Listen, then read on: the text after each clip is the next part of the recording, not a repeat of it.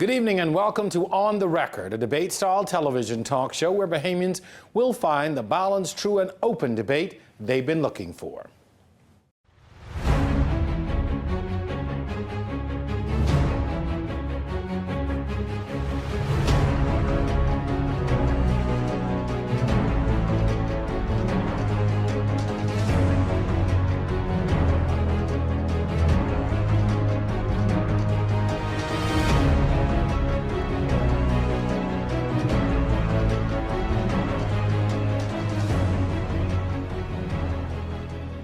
The media is the main means of communication, or in some cases, mass hysteria. Whichever way, the purpose of the media is to influence the opinions of the masses. Malcolm X put it best when he said the media is the most powerful entity on earth. It has the power to make the innocent guilty and to make the guilty innocent. And that's power. All because the media influences the opinions of the masses. In this era, we have the print media, broadcast media, and of course the ever-growing and sometimes dangerous social media. As different as they may seem, they all serve the same purpose: getting that message across. Fresh off of our general elections, we invited some members of the media into our house tonight to speak to the role of media in politics. Our discussions will no doubt be very engaging. Our guests are Kendia Dames, managing editor of the Nassau Guardian, Chester Robarts, business reporter of the Nassau Guardian as well, Quincy Parker, noted journalist and talk show host, and Tashina Robinson-Blair, media and public relations expert. It's all on the record. I'm your host, Jerome Sawyer. Our discussion begins on the other side of this break.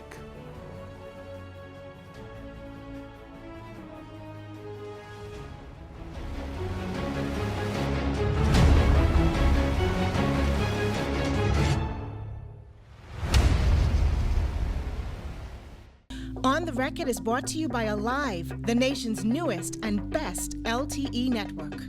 Good to be alive. With a world of offers from Alive, you can set yourself free. Buy any $99 handset and get a second handset free. Plus everything you need for both phones, all for free. It's our biggest offer ever. We are Alive. Pure Essence water treatment.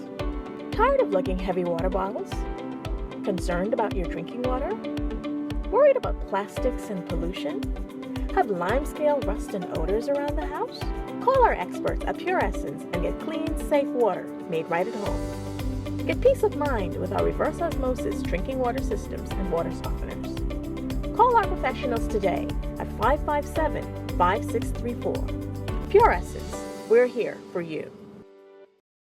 Welcome back to On the Record. Tonight we take a look at the role of media in politics. Our guest for this evening's show, Kendia Dames, longtime journalist and managing editor of the Nassau Guardian. Welcome to the show. Thank you.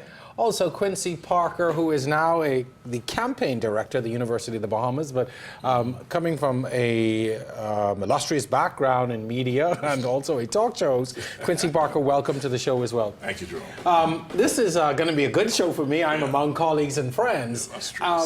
This show really came about, I have to say, as a result of the elections in many ways, and us looking at how the media and the work that we all do in media played a part in the elections. As I said in the run-up or in the beginning of the show, really media influences the electorate and people in general in so many ways. I'm going to start out by asking, how is politics in our country played out in the media? How much attention do you think we give to politics? I want to give sort of in a percentage scale in terms of on a daily basis, how much of that, of what we give to people, whether it's in the print or in broadcast, is politically based or based in politics?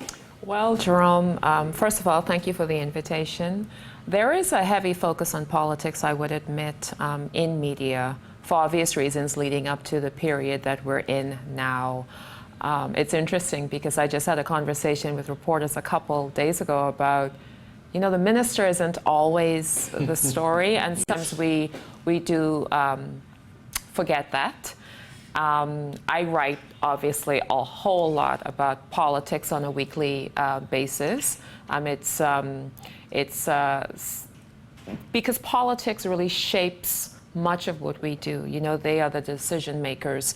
Oftentimes, though, sometimes media people, for instance, you would cover a bill in Parliament, but not necessarily go and talk to the people who are impacted by that legislation. So there's a constant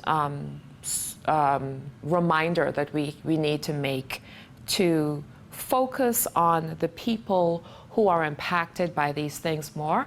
I mean, interestingly, I did a story on people at the water pump in Baintown a few weeks ago, and the responses that I got to that were pretty tremendous, because I think it was refreshing for people to see something outside of just the everyday diet of political reporting. Obviously, we're in a unique period right now. It is a change of government, so obviously the spotlight is on the government, and also a budget debate, which also draws even more attention. But Quincy, at what point should we begin now to get back to those stories of the people at the pump in Baintown and begin to tone down that spotlight or move away from that and give some what I call ordinary people news?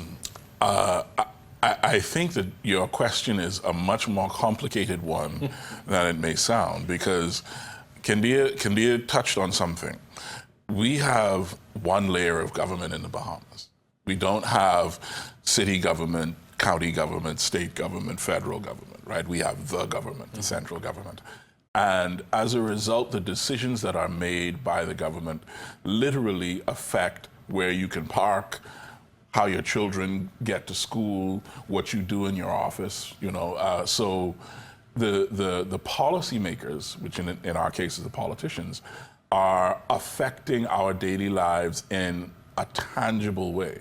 So even outside of an election cycle, you still have the fact that what happens in the House of Assembly in 2 weeks is going to change the way you do business if you're an entrepreneur, or it's going to change the way you parent your child. And so I don't think we will get back to, quote unquote, those community stories. And I think that that's also partly driven by the market. Which brings me to my next question. There is always that appetite for more, and it goes back to the criticism that we always get. Why is the news so sensationalized? Why do you always lead with bad news first? But is there really an appetite for that? Do the people demand that level of political reporting from us? Yes, I think so. What's interesting is that I can spend a whole week researching, reporting, and writing a particular article that I'm so proud of that's not necessarily a straight political piece. And then I can spend 30 minutes banging out my views and something in politics. Which one do you think my email is flooded? My email is, which one do you think I get the most reaction to? And that always fascinates me. And, the political pieces are not as much work, I find, as some of the other things that I've done or that we do. And I'd also like to say, because I often smile when I hear people say all sorts of things about what they think we ought to be doing.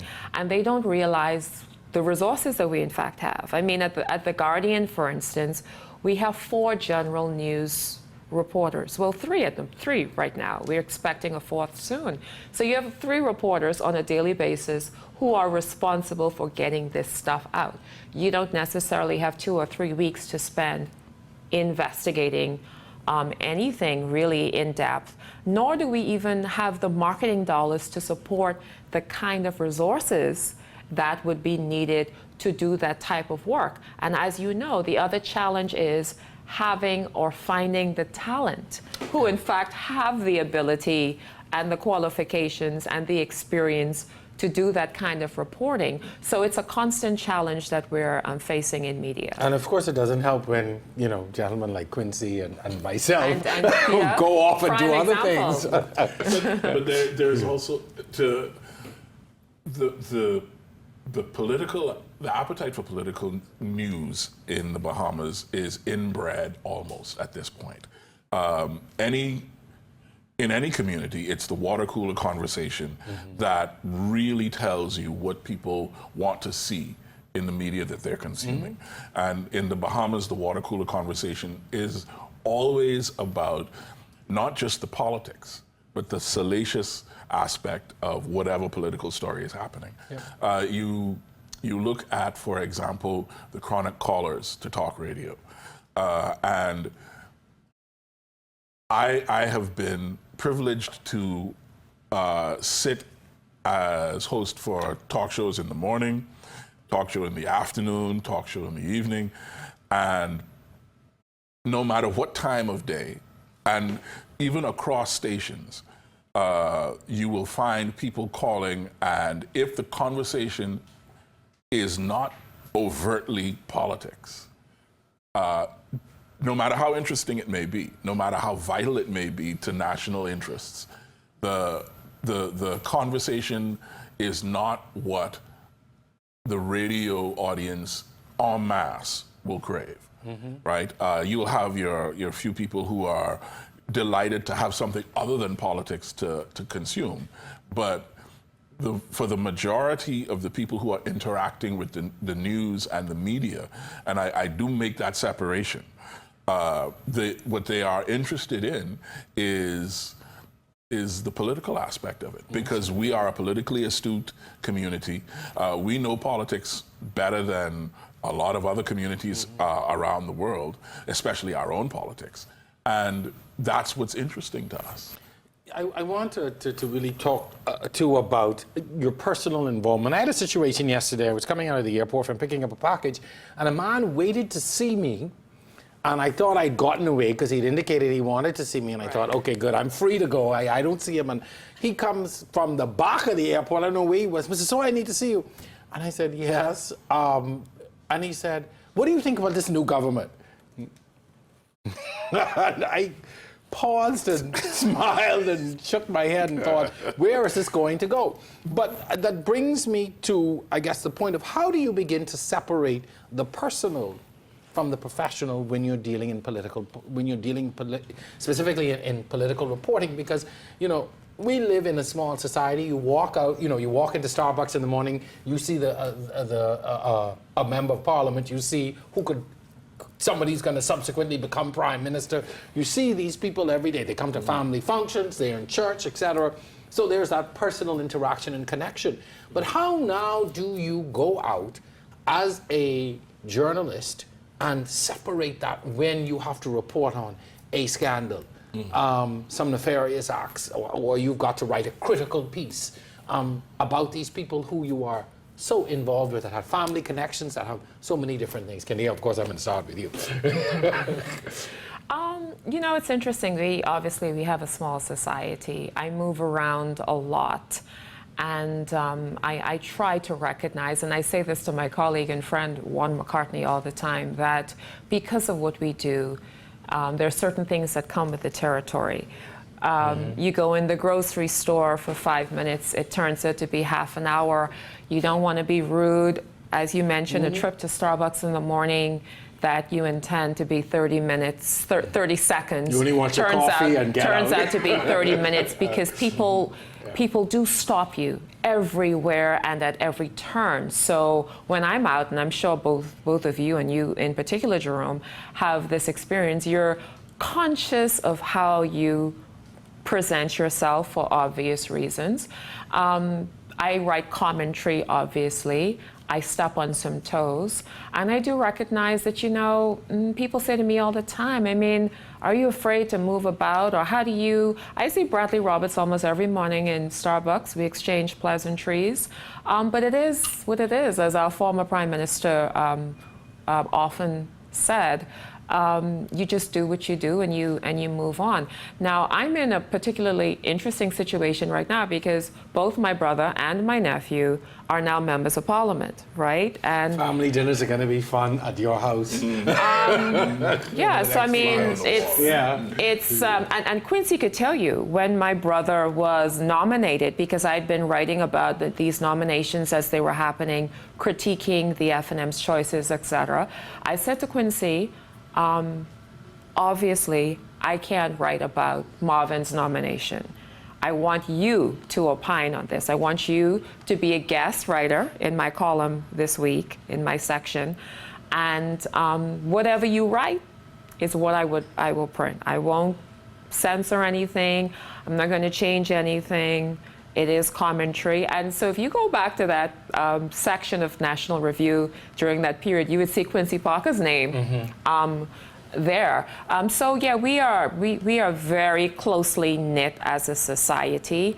We're related on all sides. And it's just a matter of trying to stay as professional as we do. In my case, I will continue to do that as it relates to the family ties that I have now in the political arena, but for sure it will be interesting, I think. Quincy, from your perspective, I mean, when you've got to sit down and you've got to go in at someone, you've got to invite them to your show, or you've got to write and just, go into somebody and dig into someone that you know. For me, the most important thing is, and this has become a mantra for me, don't promise anything. Deliver on what you say you're going to do. Keep it simple and tell the truth. And if the person in the political arena finds themselves embroiled in some kind of scandal, if they have stuck to that simple recipe, then it doesn't matter how many hard questions I have.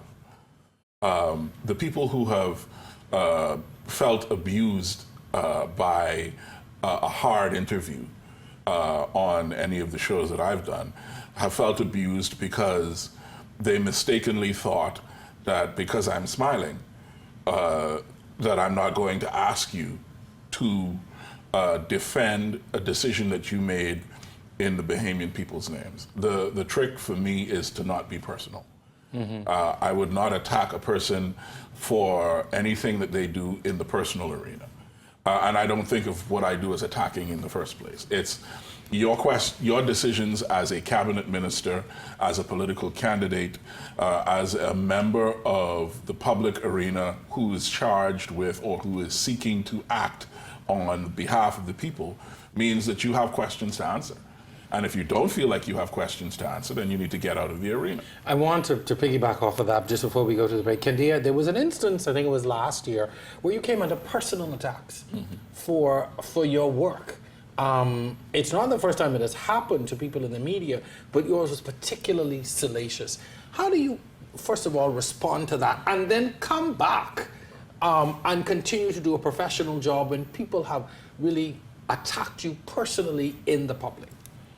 It was during, it was following Hurricane Joaquin, so that was 2015. Right. Can you believe that? October Wow. 2000. 2 years? October 2015. I recall that right after the storm, I was in Exuma, and I was getting all of these messages about the radar, and the radar being down during the storm.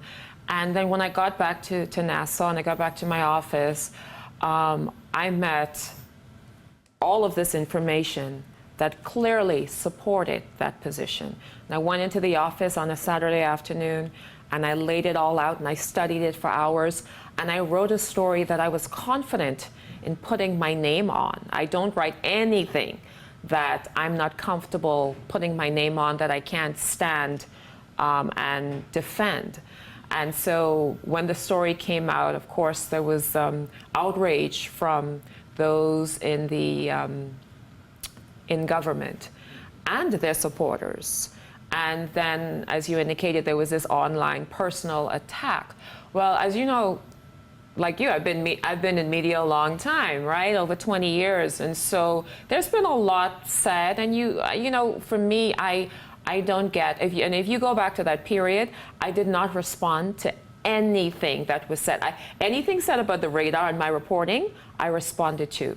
The other stuff said about me, my personal, in a personal capacity, I stayed clear from.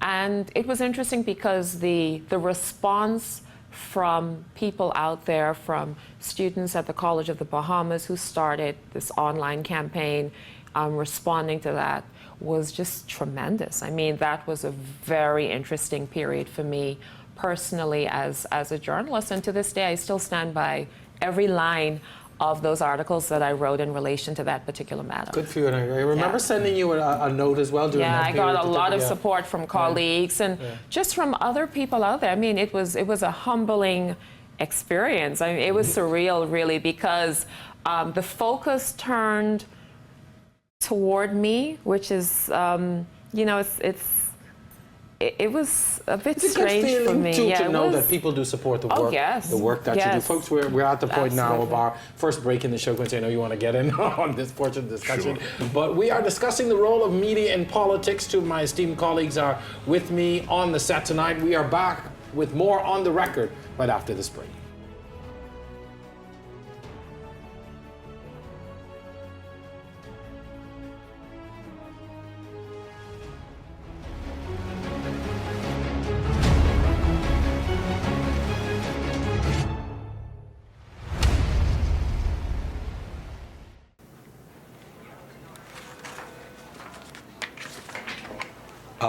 What are you doing? Calling the bank to order more checks. Go to epbahamas.com and order your checks from Executive Printers. Executive Printers. We're the authority in business and personal check printing in the Bahamas. Come in and see one of our specialists or visit us online at epbahamas.com to design and order your checks today.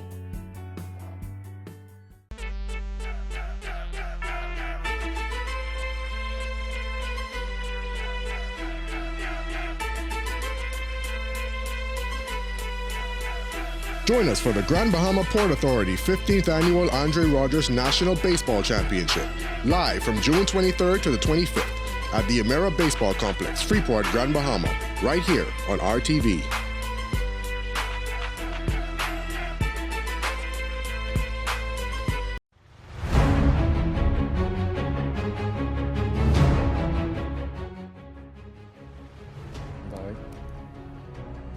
We are back with more On the Record tonight. My guests, Candia Dames and Quincy Parker. Breaking news and the shocking headlines in many ways really began a few months prior to the election to almost form a tidal wave against the former government. To what extent, in your opinion, did the media influence voters' decisions and influence that seemingly tied against the PLP that led to such a crushing defeat? I will challenge your timeline. Okay. I will say in 2012, the Christie administration made a number of commitments. They made a number of promises about what they would do. Firstly, they made promises about their first 100 days. When you examine the language closely, after the 100 days had passed and nothing had happened, you looked and you saw that the language was used in a way to give the impression of making a promise without actually saying, I will have done such and such and such and such. So there was a sense from the beginning of the administration in the media that these people are not being honest, that there are things that they're playing tricks with language. The decision by the administration to bring a referendum on gaming was, in my view, the beginning of the end. And then call it an opinion poll. The reaction to it forced the administration to reframe it. And in my view, Mr. Christie's promise to abide by the results of that referendum opinion poll, that was the nail in his coffin. Because he knew as was subsequently said by both himself and the Attorney General, Alison Maynard Gibson, that the administration had no choice but to regulate and therefore regularize web shop gaming. And so to promise to abide by the results of an opinion poll, which had as a possibility the choice of the community, the society, the country to say, no, don't do it, was silly. I've had a conversation with former Tourism Minister Obie Wilshcombe on on a talk show that I had hosted at one time. And this was a history that Mr. Christie had of promising to do things against the judgment and advice of people he trusted, who said, don't make that promise. For example, he promised to step down halfway through. He promised only to, so whatever, right? So the fact that the Christie administration was rocked by one broken promise after another, going back all the way to the gaming referendum, and maybe, if I remember correctly, there was something right before that as well. The tidal wave was really just a continuation and a ramping up of scrutiny. This was, I reported on the Baha story extensively. The narrative that the political administration had for the Baha story was distinctly different from the factual record. Wow. And the people who would call me personally to say I must stop, or to ask me why I'm trying to bring down the government, or to ask me what my problem with Mr. Christie was, or what my problem with Alison Maynard Gibson or Jerome Fitzgerald, they made it personal. And again, it's not personal. The political rhetoric says one thing, the court documents say another, the factual record is even more distinctly different than the political rhetoric than the court records. So we try not to use the word lie because you don't want to get sued, but they told lies. Interesting. Outside of Mr. Christie, Kendia, there were these personalities within the cabinet around which one scandal after another brewed and were broken in the press. We would pick up the paper in the morning, and I remember distinctly, I'm going to use this example, the incident regarding, or the information regarding Jerome Fitzgerald, and again the emails, the sarcastic mailing, etc. But we learned about these things in the media. Yeah, as Quincy said, I too agree and believe that the referendum, which was January 2013, was the beginning of the end for them. And media, of course, played a critical role in making a lot of revelations and pointing things out. I remember the whole Rubis matter. It was because, I think, of the reporting of media and the headlines that were saying specifically, look, they waited more than a year to tell you these things about this Rubis fuel spill and the potential impact to your health. They waited more than a year, and even then they only released this information because it slipped out of the town meeting that there in fact was this report that said these things. We were constantly in an environment of secret government. And so we, like media around the world, but more so I think in the particular environment that we were in with the former administration, we depended on the leaks to find out what was going on, because they were not the most transparent administration. And so I think that what you saw in the weeks leading up to the election was just a culmination of all that people had been feeling, that the media had been revealing, the matter with Shane Gibson and the NYGARD payments, the big story that the Tribune broke on the morning of nomination day with Jerome Fitzgerald. I think that was also a turning point in the campaign. I think perhaps the F&M would have won the election in any event, but I think that there were people who were still on the fence who stopped and said, wait a minute, I cannot do this, or I can't vote for the DNA because I just might be taking this risk. And so, you know, it was a very interesting 5 years for us. You know, we had ministers who in the main were largely not accessible. They hid information from the public. They acted as if they had no responsibility to be transparent, to account for what they were doing. The whole where the VAT money gone, I think, was also a turning point. That was the Halkitis interview on Juan McCartney's show. That I think was a turning point too in the campaign. And social media, Jerome. Yeah, well, that's a whole other discussion. Social media, these stories exploded, but then they exploded in another way. They continued, they had a life of their own, it seemed. They took on lives of their own. They just took off. But I can tell you, we have a lot of challenges in media.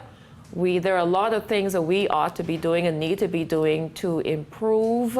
We're not perfect, obviously, but had it not been for what the media was doing this term, there is so much that the Bahamian people never would have known about. We barely had a functioning opposition party.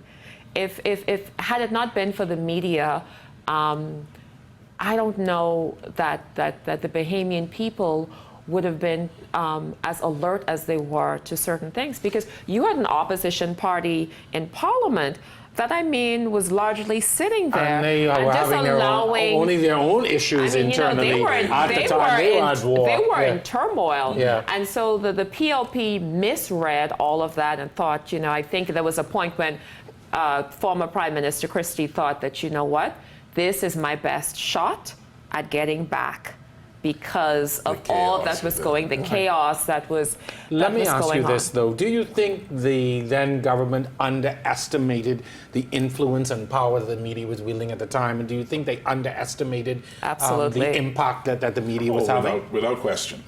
Let me to drive it home, the level of complete misreading that the Christie administration and I believe not just the administration, but the Christie cabinet had for the importance of what was in the press.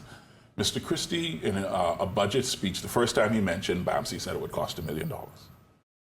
Then, when he talked about it, the next time he said it was going to cost $4 million.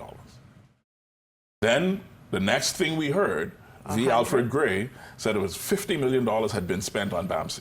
We still don't know. The next thing we heard was from Prime Minister Christie, who said, no, it wasn't 50, it was 23.5.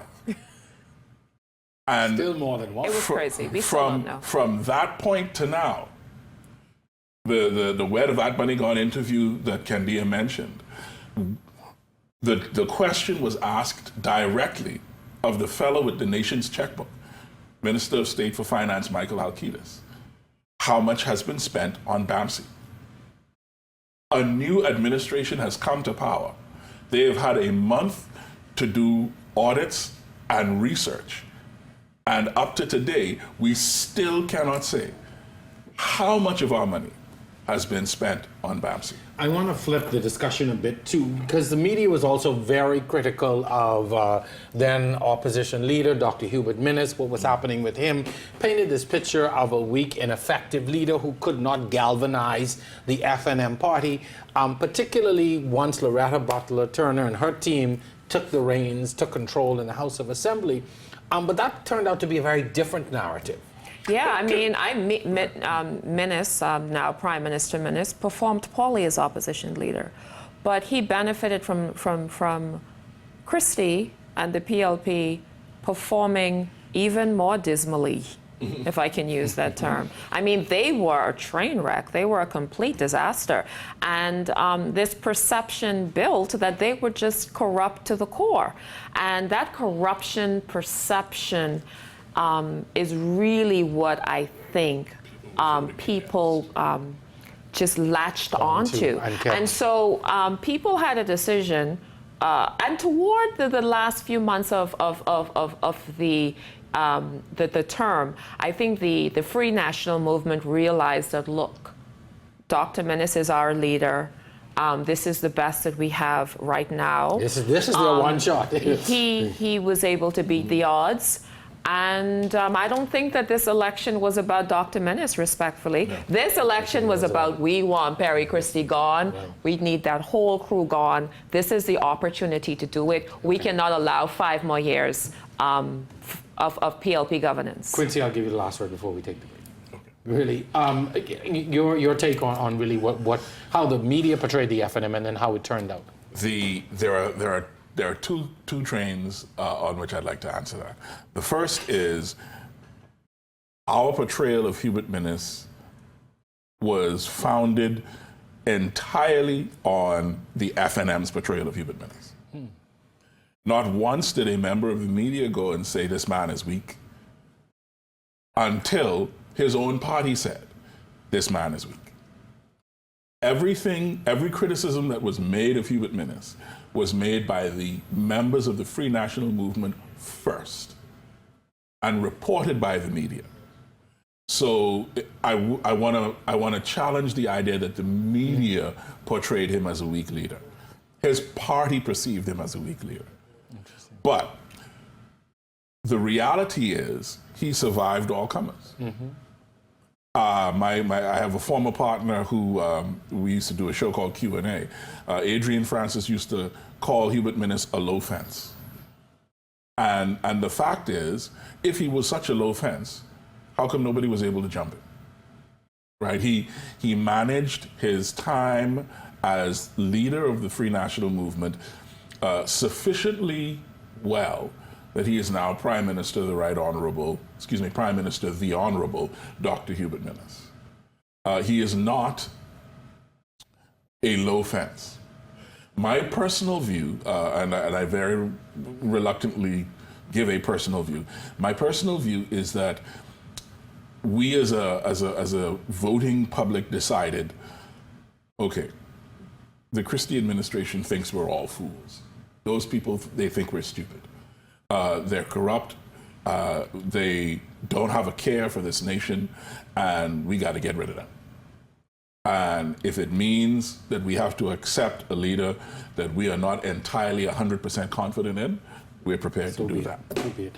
Folks, unfortunately, that's going to bring us to the end of this segment. I do want to thank you for coming by today and sharing with us your views. Of course, we could talk for hours and hours and hours about this, but I do want to thank you for the work that you do and continue to do. Kendi, I think you made a very poignant point earlier on. Had it not been for the media, I think the public would have been left in the dark about much of what was going on previously, and we thank you and encourage you to keep up the good work that you're doing and continue to hold those who are in power, continue to hold their feet to the fire. For that is the role of the media. Thank you very much. And Thank all you. The best to Jerome, it was an honor. Thank you. Thank you very much. Well, we are at the midway mark in our show. Our topic tonight, the role of the media in politics. I want to say thank you to my guest, Kendia Dames, as well as Quincy Parker. But stay tuned on the other side of the break. We've got some fresh guests with some new perspectives. Chester Robar, business reporter, as well as Tashina Robinson Blair. She is a media and public relations expert. They're going to be up next. We will continue our discussion right on the other side of this break.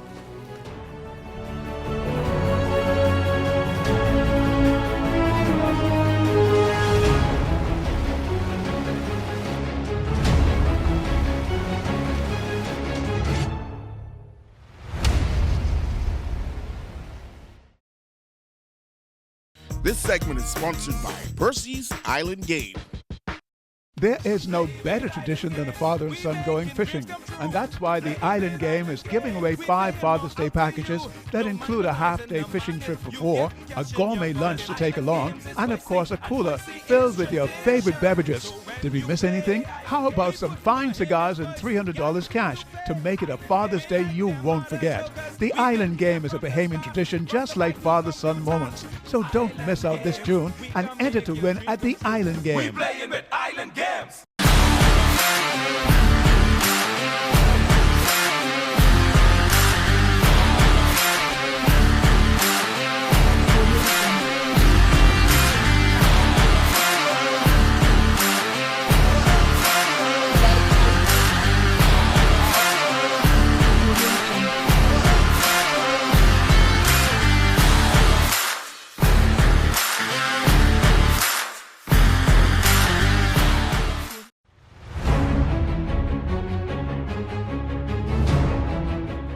Welcome to the second half of tonight's episode of On the Record. The role of media in politics is our discussion tonight. Our guest this evening, Chester Robar, Tashina Robinson-Blair. Chester, of course, has been in the media for many years. Tashina as well now as a media and public relations expert.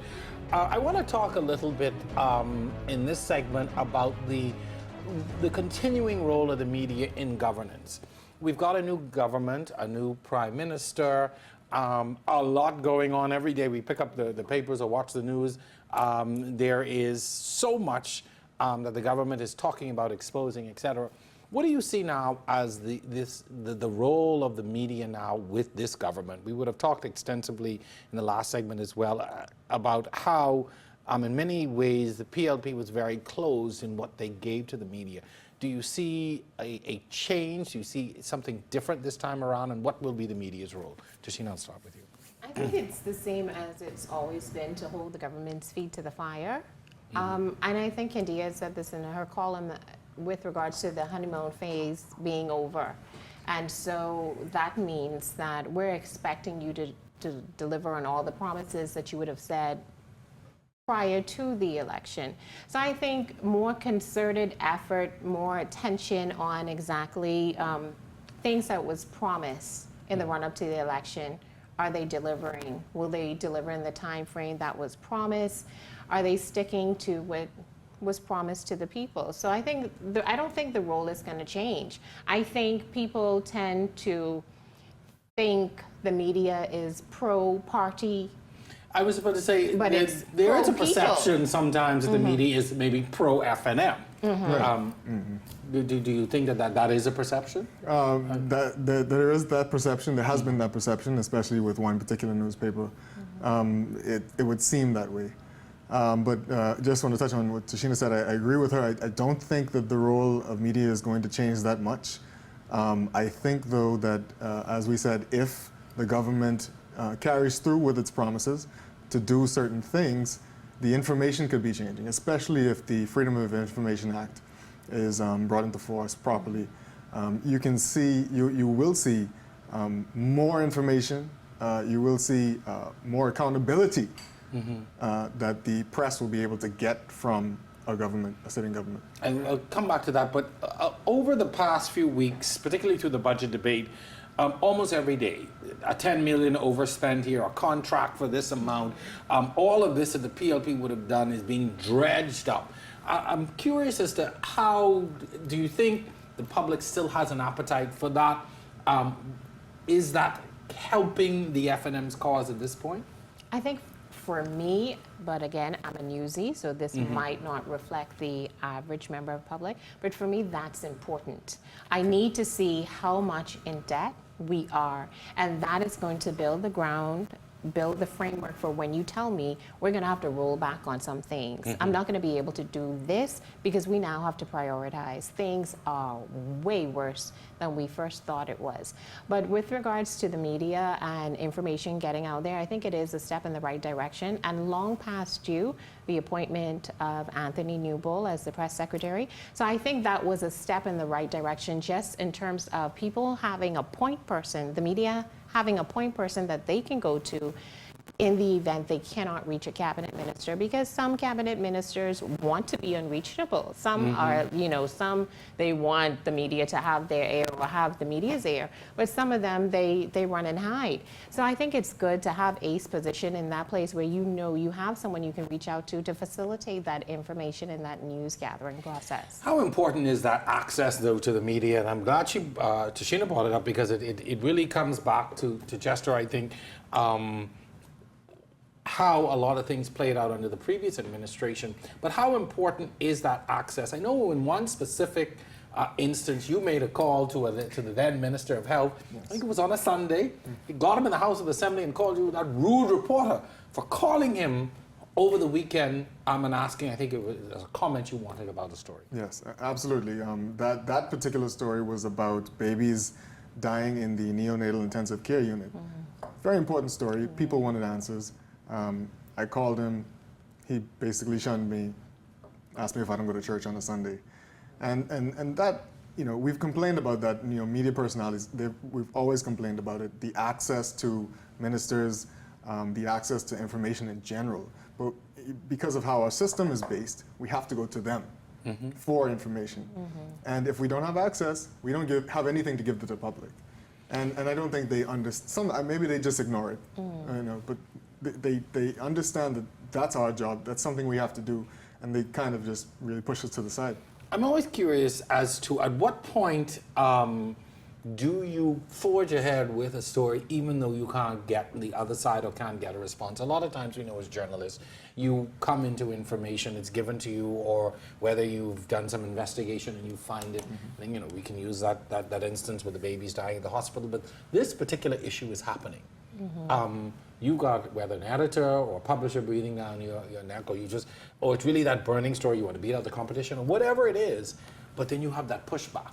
You know, at what point do you now make that decision to go with that story, despite what, you know, no comment from the politician, or sometimes they call and tell you, man, you know, ain't no story here, or could you hold off on that? But at what point do you make that editorial decision to go? I think if you've given them ample opportunity to comment on that story, then you move forward with that. So that right there might be a sign that you're moving in the right direction, because you've emailed them, you've called their secretary, you've reached out in all the various channels, and still they haven't gotten back to you. So then you feel like you're onto something, and if your sources are sound, of course, we move forward with that, eh, Chester? I've taken one line and built a story around it. Through more than one occasion.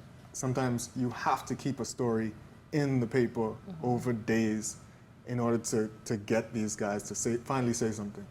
And it is the job of the media to keep beating the drum until we get the answers for the public, not for us as journalists, for the public that they need. In this particular environment, we moved away from the traditional sources of information. You would read the papers in the morning, you would turn on the news at midday on radio, you'd watch television at night. That was where you got news, that was your source.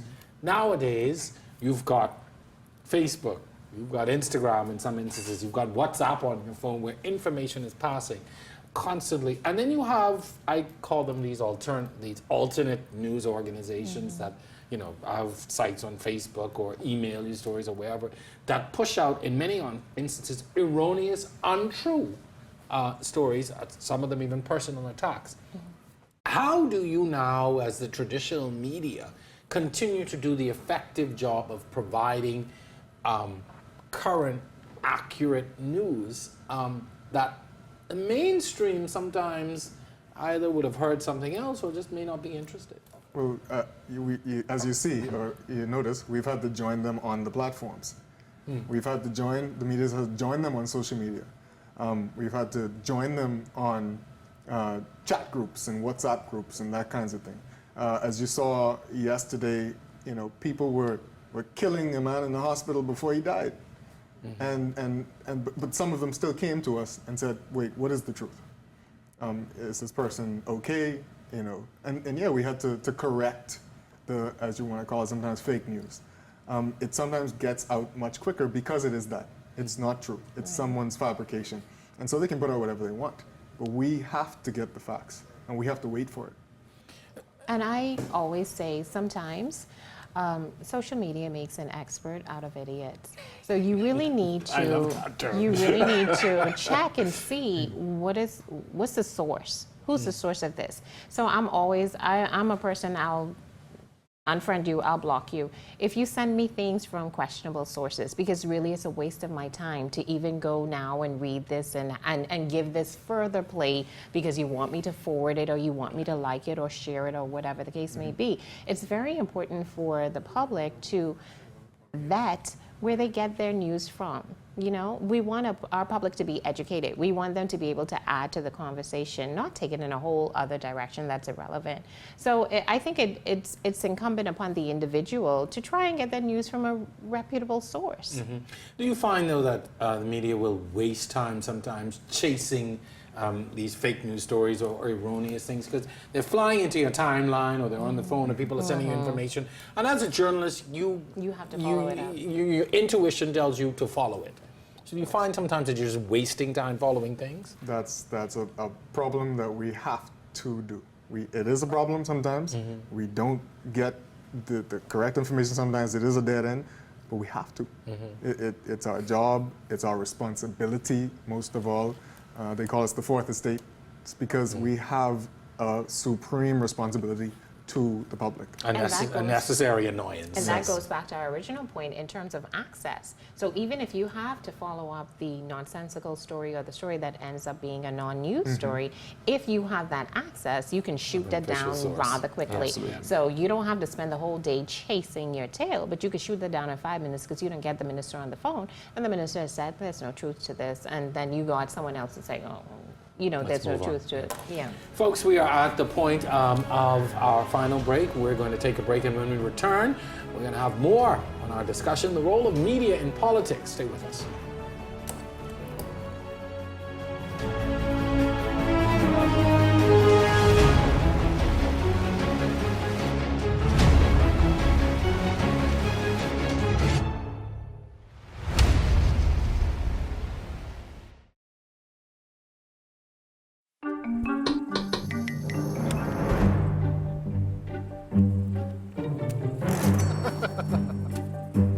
Caller ID, call forwarding, call waiting, and call blocking.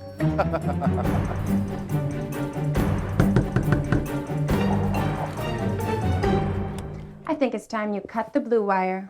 Cut the blue wire.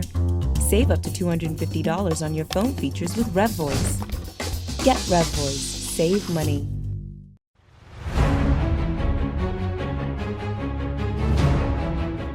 Jim Morrison said, whoever controls the media controls the mind. This might be so, but do you remember what's in the media when each day something more compelling makes the news? How do you I think you mentioned it a bit in the last segment, continue to push and try and get answers day after day on a particular subject or issue when sometimes the access is denied, door closed, nobody says anything?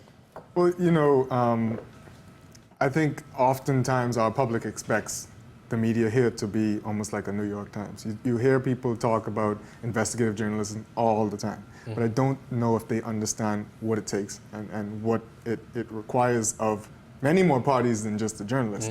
You look at a publication like the New York Times, you'll see someone contributed to the story along with the main reporter, and it's, I mean, inches and inches of words because they've had weeks to days to months to put a story together. We have 8 hours as journalists in this country, if you're lucky. Yeah.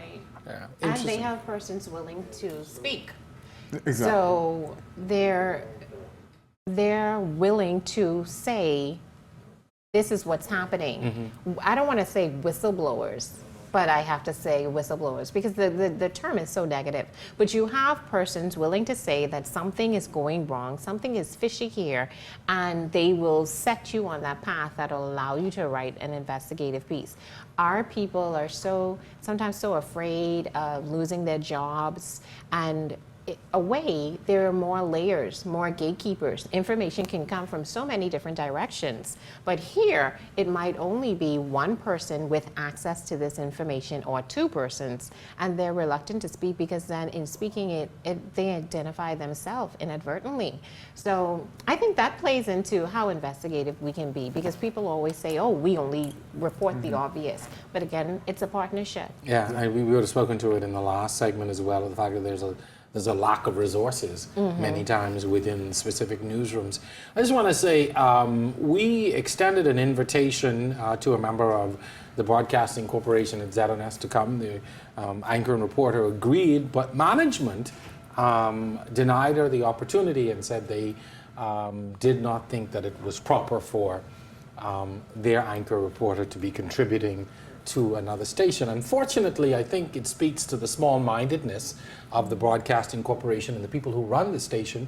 I remember specifically a few years ago when I was there, they had a media show called Press Pass, in which members of the media from this organization and others were invited to ZNS and appeared on the show. And I think it's unfortunate that even at this stage, the state-run media is still very archaic in its thinking. I mean, we're having a wide-ranging discussion on the media, and I wanted to use that to segue really into the role of the state broadcaster, ZNS. That is so surprising because within the media, I feel that we work together as a team. Very much so, and communicate. So it really comes down to the culture of the organization, where it either facilitates it or it kills the cooperation that already exists. Case in point, when I don't follow basketball, but when the basketball team was over here, the media, when we went to Atlantis and they were staying over here and doing practice, the Bahamian media we worked seamlessly as a team for us to get the great photos, position your mic. Marcellus was holding like 3 different mics for different institutions. We do it all the time in the field. And we help each other. So we're not a cutthroat kind of media. We actually work together. So that is so surprising. I think that's key. It's unfortunate that the management of the corporation took that line. Well, which we thought would have changed with this new administration. They promised that things would change. Right. So that's also surprising to me that they could have started with that. Imagine how differently they would have looked. Exactly, it would have set the pace. One of the reasons I brought it up, though, is because the international observers, in their final report, singled out ZNS and their reporting and the lack of balance going into the election, and of course, which favored the then government. And I find it kind of strange that nobody really has said anything to address that or attempted to address that. This new administration has said, oh, they're going to be changes at ZNS.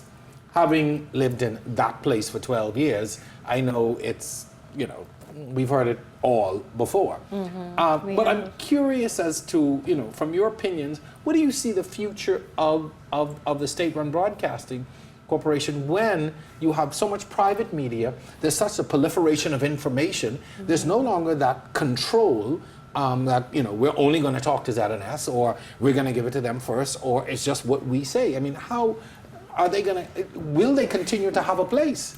I think their role has to change, really, drastically. Their role has to change or their institution needs to be privatized. Else it's not going to happen. Successive governments have said that we're going to free ZNS. But they continue to prostitute the place. Exactly. Yeah. No one is going to willingly give up their photographer, their personal videographer, their personal reporter. Nobody willingly gives that up. Everybody, once they get in the limelight, they want to bask in it. And so I don't know. I really don't see the role changing anytime soon. Do you think, although it needs to? Do you think, though, that hurt the government in the last election? I mean, they looked at what was being reported on ZNS, and you're able to compare to what's being reported on this station, what you're reading in the newspapers, what you're reading online, and there is this vast difference. I don't think they were misinformed based on what ZNS would have carried. I think they use it as a PR machine to get their points out, but they have to pay attention to all the media. You use one as a PR machine to get your message out, and the others you pray don't slash you too hard. But it's all about equal access to media. Right. So that would be the first, the step in the right direction. I'd like to say one of the problems I see moving forward is it's been enshrined in the journalists at ZNS a certain way of covering the government. And it's going to be hard for them to break out of that. They will have to bring new people in. I can tell you probably on May 11th, it was a complete shift in, we were over here for this, we supported this. These people who were stuffed in a closet for 5 years are now back to the forefront. Right. And so the cycle continues. Because that's the cycle every election. If your party wins, you come out of the closet. You come out of wherever they had you stashed in the organization. I've never worked there, but just, and then if your party didn't win, then you get pulled. Looking ahead now to this new administration and even to the new opposition, what do you think, or how do you think this government will be able to, or what kind of relationship you think this government will forge with the media? I mean, the Prime Minister has said that he's going to give quarterly briefings. So it's a vast difference from a Christie who, every time the light turned on and the microphone flipped, he talked. And that's not necessarily a good thing. Right. Right. So how do you think, that is going to play? You're now in a different dispensation where the leader says, I'm only going to talk at certain times. It for us, and for me speaking, because I have to do it every day, it's already a far better relationship. I think that was forged during the campaign trail where they needed to speak to you. They needed to be friendly to you. Well, they needed to be nice opposition to you. is always, opposition politics is always very different with the media. Yeah. Which is strange, because the Progressive Liberal Party during the campaign cycle didn't get nicer to the media for some odd reason. And I think that may have hurt them as well. But I think the relationship is going to be better. I think if we get a Freedom of Information Act, it will have to be better for them. They won't have a choice. What about from the opposition's perspective? There are 4 members in the House, they have members in the Senate. A lot of times the media is really the only access sometimes that the opposition will have. But let's see, when the opposition was in government, then, sometimes you lambaste the media, but and then you say, when you're in government, you say, oh, the media gives the opposition too much play. Do you feel the same way now that you're in opposition? We provide that forum for the opposition to speak. We highlight what their concerns are, because people aren't listening and tuning into the parliamentary channel 24/7. So we provide that outlet so people can see what your issues are and what you're raising and what you're bringing to the fore. Finally, we have, it is a tradition in the Bahamas almost, where the journalist moves into politics. We have many examples of our colleagues, even so you're those next. before. Oh no! Where are you going to run? The constituency. I'm quite happy. The consistency on the record is where I'm happy to be. But really, does that really speak, though, you think, to the critical role that media plays in that so many of our colleagues go on to enter politics and to be successful? And I think, too, because we interview these people, and sometimes we're not impressed by some of them, and I think we say, are they serious? And so we're like, so we then say, I can do a far better job representing. I think because we have that access and we have that constant exchange, and then we see what's happening so up close and personal. For us, politics and politicians are approachable. It's just a natural, sometimes, career path. For those who are brave enough. Just to give you the last word. I mean, do you really see that, though, as a reassurance of the importance of what we do? I don't know. I think a lot of us go into public relations. Well, some of us do. I absolutely. I don't know if our media has to be reassured that what we do is extremely important. Well, not so much me, but the public. Well, they have to be reminded, extremely beneficial to their well-being.